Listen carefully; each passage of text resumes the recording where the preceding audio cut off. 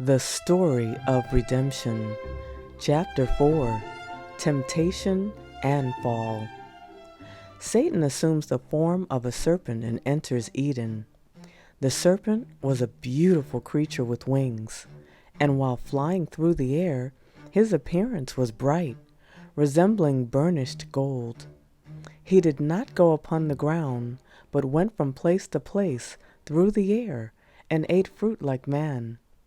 Satan entered into the serpent and took his position in the tree of knowledge and commenced leisurely eating of the fruit.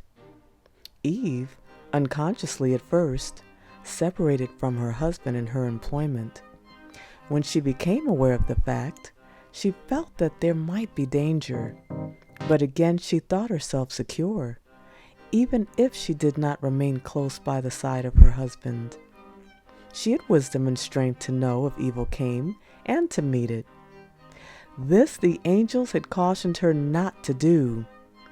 Eve found herself gazing with mingled curiosity and admiration upon the fruit of the forbidden tree. She saw it was very lovely, and was reasoning with herself why God had so decidedly prohibited their eating or touching it. Now was Satan's opportunity. He addressed her as though he was able to divine her thought. Yea, hath God said, Ye shall not eat of every tree of the garden? Thus, with soft and pleasant words, and with musical voice, he addressed the wondering Eve. She was startled to hear a serpent speak. He extolled her beauty and exceeding loveliness, which was not displeasing to Eve. But she was amazed, for she knew that to the serpent God had not given the power of speech. Eve's curiosity was aroused. Instead of fleeing from the spot, she listened to hear a serpent talk. It did not occur to her mind that it might be that fallen foe using the serpent as a medium. It was Satan that spoke, not the serpent. Eve was beguiled, flattered, infatuated. Had she met a commanding personage possessing a form like the angels and resembling them, she would have been upon her guard. But that strange voice should have driven her to her husband's side to inquire of him why another should thus freely address her.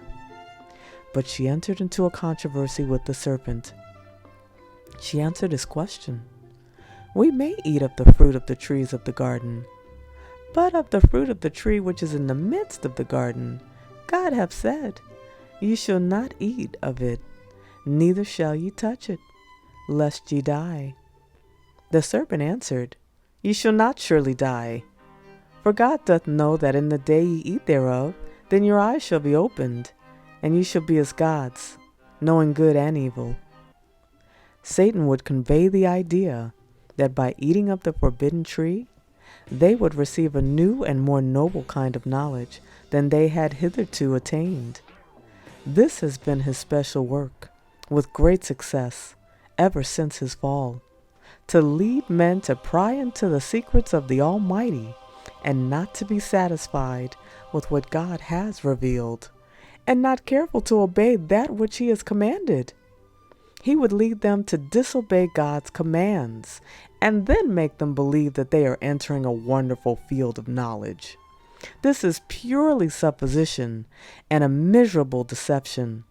They fail to understand what God has revealed, and disregard his explicit commandments, and aspire after wisdom independent of God, and seek to understand that which he has been pleased to withhold from mortals.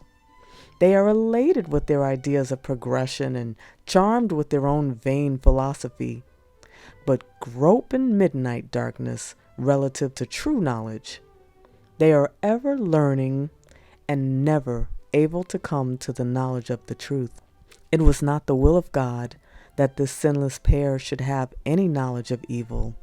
He had freely given them the good, but withheld the evil. Eve thought the words of the serpent wise, and she received the broad assertion, Ye shall not surely die. For God doth know that in the day ye eat thereof, Then your eyes shall be opened, and ye shall be as gods, knowing good and evil. Making God a liar.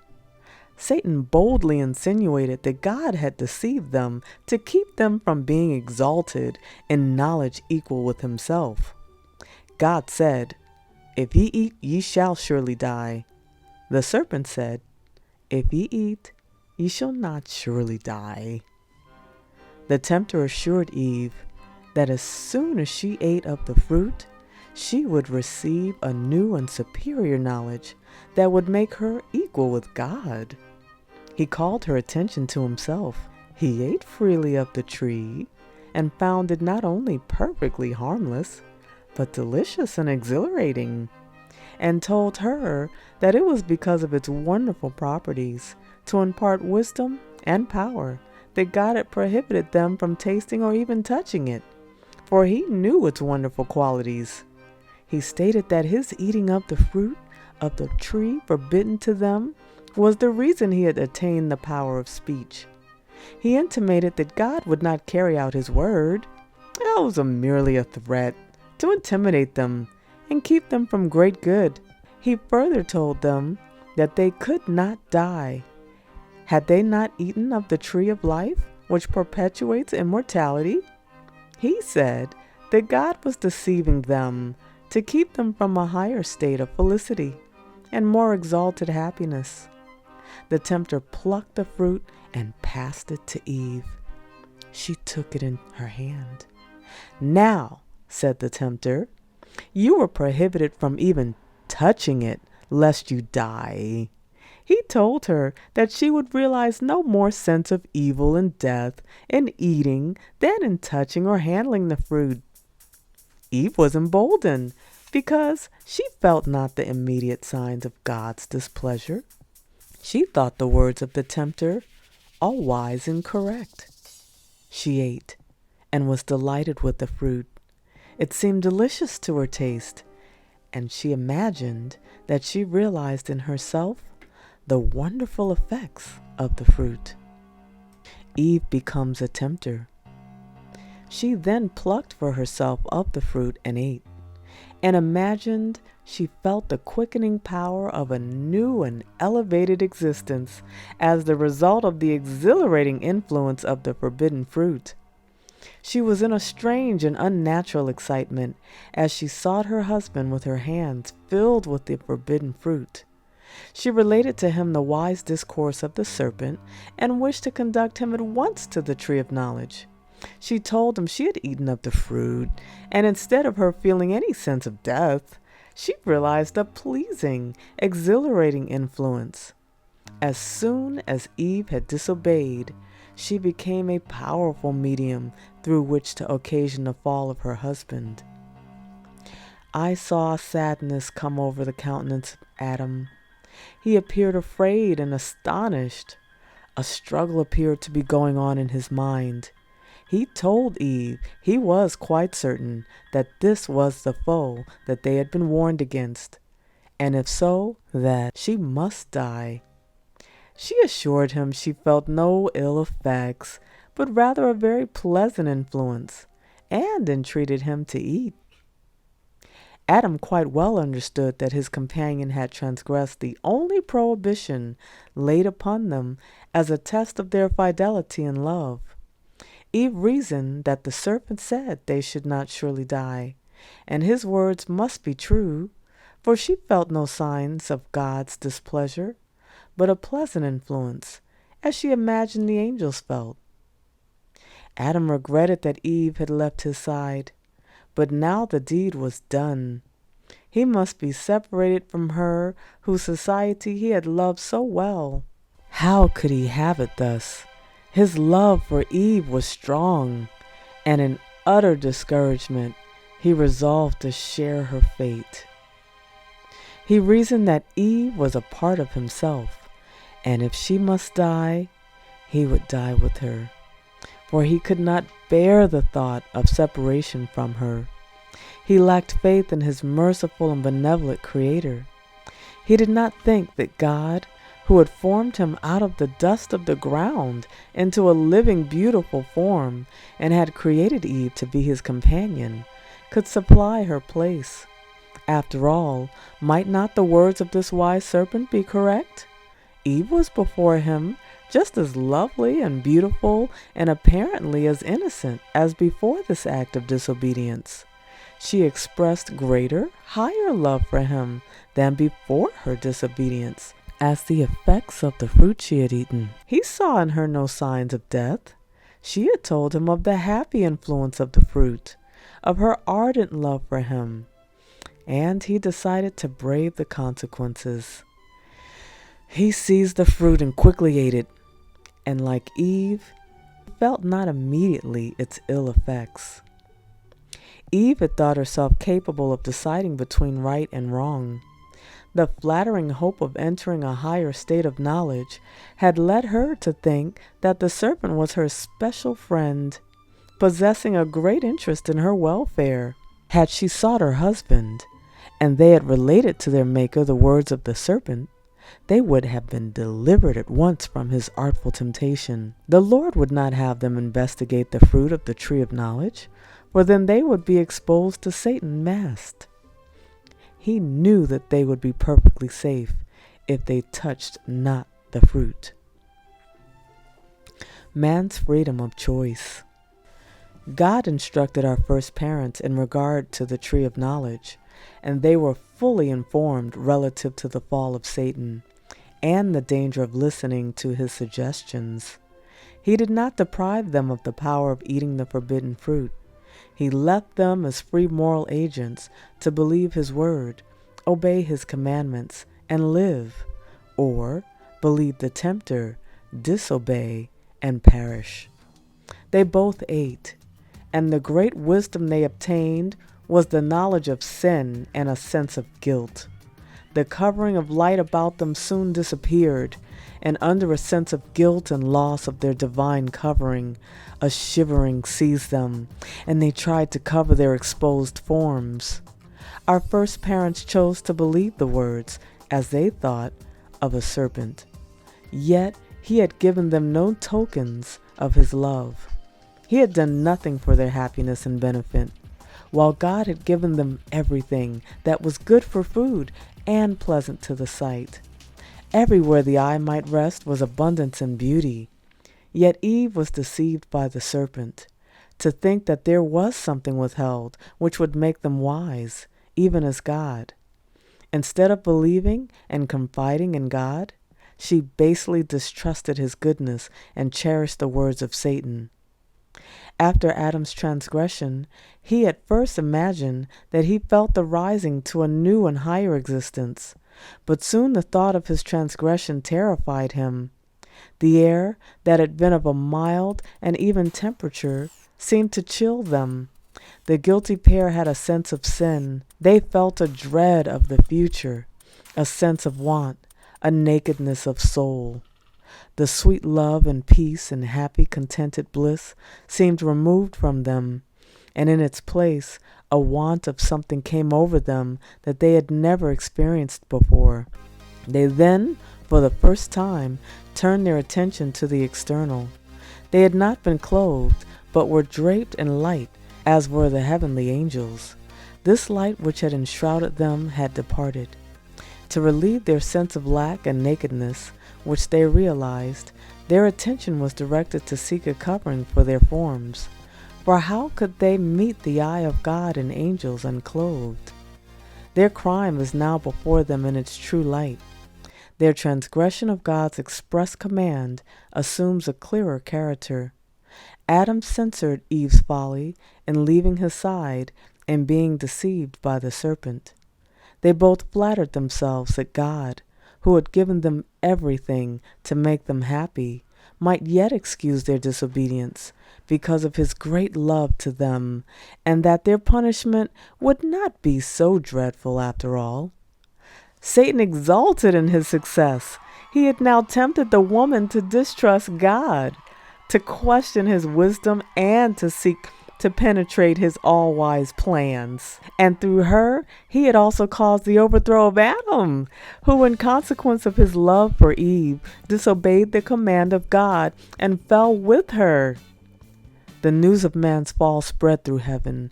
Every harp was hushed. The angels cast their crowns from their heads in sorrow. All heaven was in agitation. The angels were grieved at the base ingratitude of man in return for the rich bounties God had provided. A council was held to decide what must be done with the guilty pair. The angels feared that they would put forth the hand and eat of the tree of life, and thus perpetuate a life of sin. The Lord visited Adam and Eve, and made known to them the consequence of their disobedience. As they heard God's majestic approach, they sought to hide themselves from his inspection, whom they delighted while in their innocence and holiness to meet. And the Lord called unto Adam and said unto him, Where art thou? And he said, I heard thy voice in the garden, and I was afraid, because I was naked, and I hid myself. And he said, Who told thee that thou was naked? Hast thou eaten of the tree, whereof I commanded thee that thou shouldest not eat? This question was asked by the Lord, not because he needed information, but for the conviction of the guilty pair. How didst thou become ashamed and fearful? Adam acknowledged his transgression, not because he was penitent for his great disobedience, but to cast reflection upon God. The woman whom thou gavest to be with me, she gave me of the tree, and I did eat. The woman was then addressed, What is this that thou hast done? Eve answered, The serpent beguiled me, and I did eat. The curse. The Lord then addressed the serpent, Because thou hast done this, thou art cursed above all cattle, and above every beast of the field. Upon thy belly shalt thou go, and dust shalt thou eat all the days of thy life. As the serpent had been exalted above the beasts of the field, he should be degraded beneath them all, and be detested by man, inasmuch as he was the medium through which Satan acted. And unto Adam he said, Because thou hast hearkened unto the voice of thy wife, and hast eaten of the tree, of which I commanded thee, saying, Thou shalt not eat of it. Cursed is the ground for thy sake. In sorrow shalt thou eat of it all the days of thy life. Thorns also and thistles shall it bring forth to thee, and thou shalt eat the herb of the field. In the sweat of thy face shalt thou eat bread, till thou return unto the ground. God cursed the ground because of their sin in eating of the tree of knowledge, and declared, In sorrow shalt thou eat of it all the days of thy life. He had apportioned them the good, but withheld the evil. Now he declares that they shall eat of it. That is, they should be acquainted with evil all the days of their life. The race from that time forward was to be afflicted by Satan's temptations. A life of perpetual toil and anxiety was appointed unto Adam, instead of the happy, cheerful labor he had hitherto enjoyed. They should be subject to disappointment, grief, and pain, and finally come to dissolution. They were made of the dust of the earth, and unto dust should they return. They were informed that they would have to lose their Eden home. They had yielded to Satan's deception and believed the word of Satan, that God would lie. By their transgression, they had opened a way for Satan to gain access to them more readily, and it was not safe for them to remain in the Garden of Eden, lest in their state of sin they gain access to the tree of life and perpetuate a life of sin. They entreated to be permitted to remain, although they acknowledged that they had forfeited all right to blissful Eden. They promised that they would in the future yield to God implicit obedience. They were informed that in their fall from innocence to guilt, they had gained no strength, but great weakness. They had not preserved their integrity while they were in a state of holy, happy innocence, and they would have far less strength to remain true and loyal in a state of conscious guilt. They were filled with keenest anguish and remorse. They now realized that the penalty of sin was death. Angels were commissioned to immediately guard the way of the tree of life. It was Satan's studied plan that Adam and Eve should disobey God, receive his frown, and then partake of the tree of life, that they might perpetuate a life of sin.